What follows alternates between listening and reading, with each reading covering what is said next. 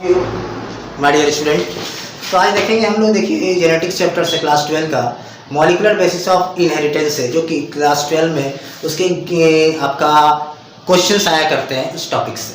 क्योंकि molecular basis of inheritance जो है अपने आप में एक बहुत बढ़िया चैप्टर है और इससे कंसेप्चुअल काफ़ी क्वेश्चंस बनाए जा सकते हैं। तो आज हम लोग देखेंगे मॉलिक्यूलर बेसिस ऑफ इनहेरिटेंस में चार ग्राफ्स, ठीक है, इसको पढ़ेंगे हम लोग। क्योंकि स्टार्ट ही हुआ है डीएनए से, तो डीएनए से डीएनए वर्ल्ड पढ़ना है हम लोग को। इस चैप्टर में आरएनए वर्ल्ड पढ़ना है, काफ़ी चीज़ पढ़ना है। लेकिन चार ग्राफ्स रूल से क्या है, सवाल जरूर रहेंगे, तो उसको देखा जाए कि वहाँ चार ग्राफ्स रूल्स क्या होता है और कैसे हम लोग कैलकुलेट करते हैं, इसके क्वेश्चंस इसको कैसे बनाया करते हैं। तो सबसे पहला है चार ग्राफ्स रूल क्या होता है। चार ग्राफ्स, तो ये आप जान रहे हैं क्या है, हमारे पास डीएनए, ठीक है, डबल स्टैंडर्ड। डीएनए कैसा होता है, डबल स्टैंडर्ड होता है। ध्यान रखेंगे डीएनए के बारे में कुछ जानकारी आपको होनी चाहिए। एक्चुअली डीएनए में क्या है, डीएनए क्या है, हमारे पास लॉन्ग पॉलीमर होता है। DNA is a long polymer of deoxyribonucleotide. समझ रहे हैं, डीऑक्सीराइबोन्यूक्लियोटाइड का लॉन्ग पॉलीमर को हम लोग बोलते हैं डीएनए। क्लियर है। तो Chargaff rule, according to Chargaff rule, सबसे पहले है कि Chargaff rule is valid only for double standard DNA, not single standard DNA. और ये आरएनए के लिए वैलिड नहीं है, ठीक है, ओनली फॉर डबल स्टैंडर्ड। तो सबसे पहले ध्यान देंगे, चारग्राफ रूल ये कहता है कि कोई भी डीएनए अगर है, डबल हेलिकल डीएनए स्ट्रक्चर है, तो प्यूरिन की संख्या, प्यूरिन बराबर क्या होता है, purine is equal to pyridine होता है। प्यूरिन एक कंपाउंड है और पायरिडीन भी एक कंपाउंड है, ध्यान देंगे। तो ये क्या होता है, प्यूरिन और पायरिडीन की संख्या क्या होगी, बराबर होगी। मतलब कि प्यूरिन जो एनालॉग है किसका, एडिनाइन और ग्वानिन। मतलब अगर एडिनाइन और ग्वानिन, ठीक है, यानी प्यूरिन और एडिनाइन और ग्वानिन जो कंपाउंड है, किसके जैसा दिखता है, वो दिखता है प्यूरिन के जैसा। और पायरिडीन जो है, आप देखें साइटोसिन और थाइमिन, इसको ये आपस में बराबर है, दैट इज कॉल्ड आपका चारग्राफ। ये क्या है, ये दोनों का, ये a प्लस जी बराबर जी प्लस। तो अगर ऐसा कंडीशन है तो ये भी लिख सकते हैं कि a बराबर t और g बराबर c, ठीक है। और ये दोनों का जो रेशियो है, ठीक है, इसका रेशियो और इसका रेशियो क्या होगा, 1। ये दोनों बराबर है, a बाई जी और c प्लस टी का रेशियो क्या होगा, ये आएगा इक्वल टू। अगर दोनों की संख्या बराबर है तो क्या आएगा, a बाई जी और मतलब प्यूरिन बाई पायरिडीन का जो रेशियो होगा 1 आएगा। दूसरी बात है कि इसके जो बेस रेशियो है, बेस रेशियो क्या होता है, ध्यान देंगे, क्योंकि डीएनए में जरा ध्यान देंगे, हमारे पास नाइट्रोजनियस बेस क्या क्या पाया जाता है। तो डीएनए में हमारे पास है A और T और G और C, ये ऐसे ध्यान में रखेंगे, ATGC, जो कि हाइड्रोजन बॉन्ड से डबल बॉन्ड है और ये ट्रिपल बॉन्ड से जुड़े हुए रहते हैं, जो कि डीएनए को स्टेबिलिटी दिया करते हैं, हाइड्रोजन बॉन्ड। तो हमारे पास अब देखा जाए तो ये भी कहता है Chargaff rule, A by T, A plus T by G plus C, ये भी क्या होगा, कांस्टेंट होगा और इक्वल टू यूनिटी, क्या कांस्टेंट, ठीक है।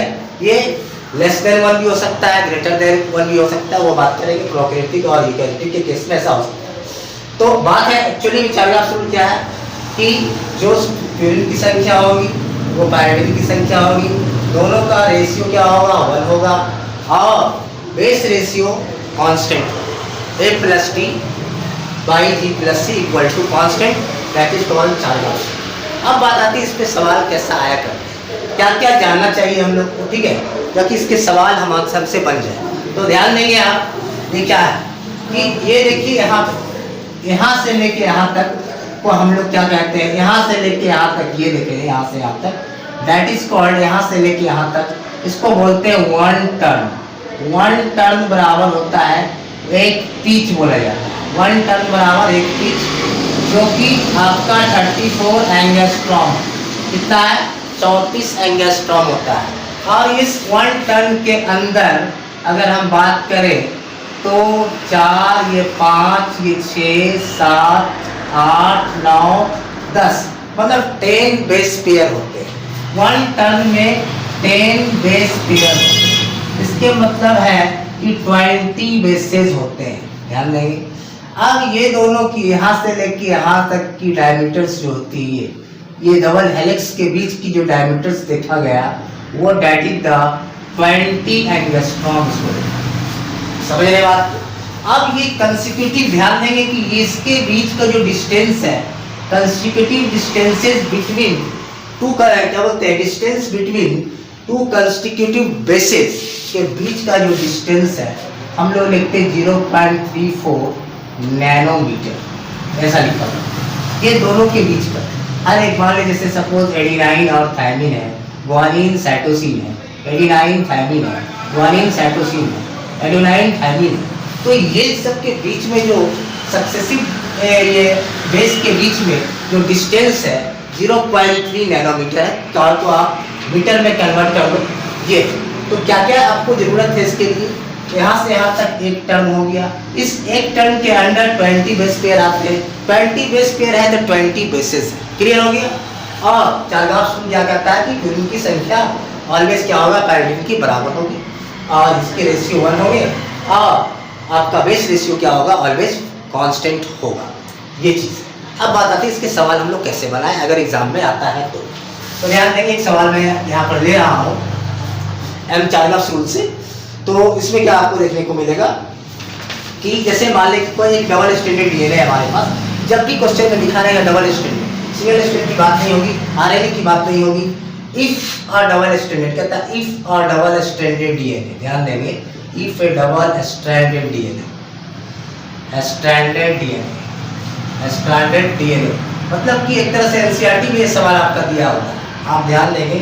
एज 20%, क्या कह रहा है, 20%, 20% ऑफ साइटोसिन, साइटोसाइन जो है आपका 20 ये है ना। तो इसमें डीएनए में कौन कौन बेस पेयर होता है, एडिनाइन और साइटोसिन, ग्वानिन और साइटोसिन। तो 20% साइटोसिन है। कैलकुलेट द परसेंटेज कह रहा है, calculate the percentage, calculate the percentage of, क्या कह रहा है आपका, एडिनाइन इन डीएनए, कहता है एडिनाइन का परसेंटेज डीएनए में क्या है। बड़ा आसान सा सवाल है, आप बना लोगे अगर चार्गाफ रूल जान रहे हो। तो हम लोग क्या कह रहे हैं कि 20% साइटोसिन है, तो हम लोग पहले लिख देंगे चार्गाफ रूल A बराबर T और G बराबर C, ध्यान देंगे ये चीज़ें। कहाँ से हम इसको लिखे हैं, कहाँ से लिखा गया है, इसको लिखा गया है आपका एडिनाइन प्लस ग्वानिन बराबर आपका साइटोसिन प्लस थायमिन, इससे हम लोग ये लिखे हैं, ध्यान देंगे ये चीज़ बोलो। तो क्या है आपका, अगर यहाँ पे ध्यान लिखा गया कि A plus T plus C plus T, ध्यान दें ये देखो, या A प्लस T लिखा जाए, G प्लस C बराबर क्या होगा आपका, अपने आप में कितना है 100%, परसेंट की बात करें तो एडिनाइन का निकालना है, तो G और C क्या है, साइटोसिन क्या है 20%, तो देखिए G साइटोसाइन के 20% है, इसके मतलब ये भी क्या होगा 20 होगा। इससे हम लोग A plus D T calculate कर लेंगे, उसका परसेंटेज क्या हो जाएगा 100 माइनस 40, दोनों को जोड़ दिए 60%, इसके मतलब T भी 30% हो जाएगा और A भी क्या हो जाएगा 30%, दैट इज द ये है। इससे आपका सवाल बन जाएगा, ये एनसीईआरटी की सवाल है।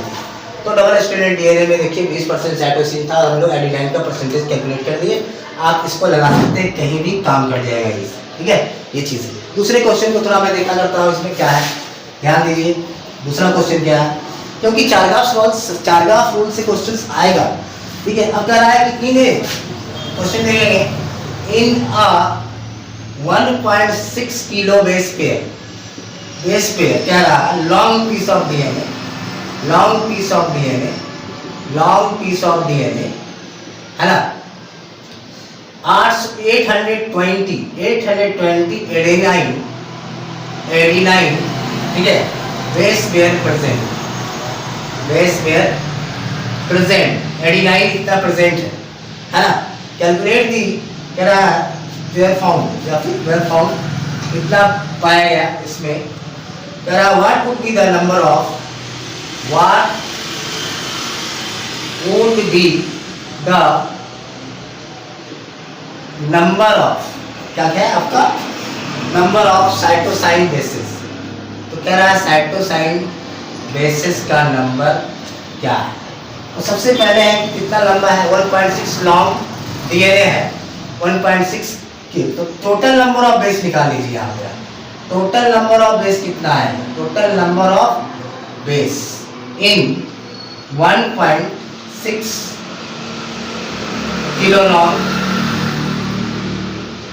डीएनए कितना हो जाएगा, 1.6 into 10 to the power 3 into base pair है, 2 से मल्टीप्लाई कर देते हैं, पेयर में है तो टोटल बेस निकालेंगे तो 2 से मल्टीप्लाई कर देंगे तो हो जाएगा 32000। इसका मतलब क्या हो जाएगा 32। टोटल नंबर ऑफ बेस इतना आ गया। तो टोटल नंबर ऑफ बेस क्या मतलब है कि a plus T plus G plus C बराबर क्या आ गया 3200 आ गया, मतलब 3200 आ गया। अब जरा क्या दिया हुआ टू हमारा 820 है, तो 89 की जगह पे 820 बैठा दिए, क्योंकि 89 और थाइमिन की संख्या क्या होगी बराबर होगी, तो यहाँ पे 200 रख दिए, सॉरी 820 रख दिए। अब हमको निकालना है G प्लस C, तो देखिए क्या आएगा, तो 3200 में से ये टोटल कितना हो गया 1640 प्लस G प्लस C बराबर 3200 है ना। तो G प्लस C क्या आ गया आपका 3200 माइनस 1640, इसका मतलब है 1560 हो जाएगा आपका G प्लस C, समझ रहे हैं। इसका मतलब है कि आपका C कितना आएगा, साइटोसाइन कितना आएगा 1500 डिवाइडेड बाई 2 कितना हो जाएगा 750 750, और G भी क्या हो जाएगा आपका, सॉरी 1560 है ना, 1560 है, तो 15 हो गया, 2 7 या 14, 2 8 या 16, 0, ये 780 और ये 780 हमारा साइटोसिन आपका ग्वानिन या नंबर होंगे ये। तो आई थिंक चारगाफ रूल आपको समझ में आ गई होगी कि चारगाफ रूल क्या कहता है, और चारगाफ rule is valid for double standard DNA. चलिए आपका इससे एक सवाल बनने वाला है क्लास 12। माय डियर स्टूडेंट, तो आज देखेंगे हम लोग, देखिए जेनेटिक्स चैप्टर से क्लास 12 का मॉलिक्यूलर बेसिस ऑफ इनहेरिटेंस है, जो कि क्लास 12 में उसके आपका क्वेश्चंस आया करते हैं इस टॉपिक से, क्योंकि मॉलिक्यूलर बेसिस ऑफ इनहेरिटेंस जो है अपने आप में एक बहुत बढ़िया चैप्टर है और इससे कंसेप्चुअल काफ़ी क्वेश्चंस बनाए जा सकते हैं। तो आज हम लोग देखेंगे मॉलिक्यूलर बेसिस ऑफ इनहेरिटेंस में चारगाफ रूल, ठीक है, इसको पढ़ेंगे हम लोग, क्योंकि स्टार्ट ही हुआ है डीएनए से। तो डीएनए से डीएनए वर्ल्ड पढ़ना है हम लोग को, इस चैप्टर में आरएनए वर्ल्ड पढ़ना है, काफ़ी चीज़ पढ़ना है, लेकिन चारगाफ रूल से क्या है सवाल जरूर रहेंगे, तो उसको देखा जाए कि वहाँ चारगाफ रूल क्या होता है और कैसे हम लोग कैलकुलेट करते हैं इसके क्वेश्चंस, इसको कैसे बनाया करते हैं। तो सबसे पहला है चारगाफ रूल क्या होता है। चारगाफ रूल, तो ये आप जान रहे हैं क्या है, हमारे पास डीएनए, ठीक है, डबल स्टैंडर्ड डीएनए कैसा होता है, डबल स्टैंडर्ड होता है। ध्यान रखेंगे डीएनए के बारे में कुछ जानकारी आपको होनी चाहिए। एक्चुअली डीएनए में क्या है, डीएनए क्या है, हमारे पास लॉन्ग पॉलीमर होता है। DNA is a long polymer of deoxyribonucleotide, समझ रहे हैं, डीऑक्सीराइबोन्यूक्लियोटाइड का लॉन्ग पॉलीमर को हम लोग बोलते हैं डीएनए। क्लियर है। तो Chargaff rule, according to Chargaff rule, सबसे पहले है कि Chargaff rule is valid only for double standard DNA, not single standard DNA, और ये आरएनए के लिए वैलिड नहीं है, ठीक है, ओनली फॉर डबल स्टैंडर्ड। तो सबसे पहले ध्यान देंगे चारगाफ रूल ये कहता है कि कोई भी डीएनए अगर है, डबल हेलिकल डीएनए स्ट्रक्चर है, तो प्यूरिन की संख्या, प्यूरिन बराबर क्या होता है, purine is equal to pyridine. Purine एक कंपाउंड है और पायरिडीन भी एक कंपाउंड है, ध्यान देंगे। तो ये क्या होता है, प्यूरिन और पायरिडीन की संख्या क्या होगी, बराबर होगी। मतलब कि प्यूरिन जो एनालॉग है किसका, एडिनाइन और ग्वानिन, मतलब अगर एडिनाइन और ग्वानिन, ठीक है, या कि प्यूरिन और एडिनाइन और ग्वानिन जो कंपाउंड है किसके जैसा दिखता है? वो दिखता है प्यूरिन के जैसा। और पायरिडीन जो है आप देखें साइटोसिन और थायमिन इसको बोलते हैं, ये आपस में बराबर होते हैं। दैट इज कॉल्ड आपका चार्गास। ये क्या है? ये दोनों का ये A + G = G + T। तो अगर ऐसा कंडीशन है तो ये भी लिख सकते हैं कि A = T और G = C। ठीक है। और ये दोनों का जो रेशियो है, ठीक है, इसका रेशियो और इसका रेशियो क्या होगा? 1। भाई ये दोनों बराबर है, A/G और C + T का रेशियो क्या होगा? ये आएगा = अगर दोनों की संख्या बराबर है तो क्या आएगा? A/G और मतलब प्यूरिन बाई पायरिडीन का जो रेशियो होगा 1 आएगा। दूसरी बात है कि इसके जो बेस रेशियो क्या होता है, ध्यान देंगे, क्योंकि डीएनए में जरा ध्यान देंगे, हमारे पास नाइट्रोजनियस बेस क्या क्या पाया जाता है। तो डीएनए में हमारे पास है A और T और G और C, ये ऐसे ध्यान में रखेंगे ATGC, जो कि हाइड्रोजन बॉन्ड से डबल बॉन्ड है और ये ट्रिपल बॉन्ड से जुड़े हुए रहते हैं, जो कि डीएनए को स्टेबिलिटी दिया करते हैं हाइड्रोजन बॉन्ड। तो हमारे पास अब देखा जाए तो ये भी कहता है चार्गास rule A/T A + T/G + C, ये भी क्या होगा? कांस्टेंट होगा और = यूनिटी, क्या कांस्टेंट होगा। ठीक है। ये <1 भी हो सकता है, <1 भी हो सकता है, वो बात करेंगे प्रोकैरियोटिक और यूकैरियोटिक के केस में ऐसा हो सकता है।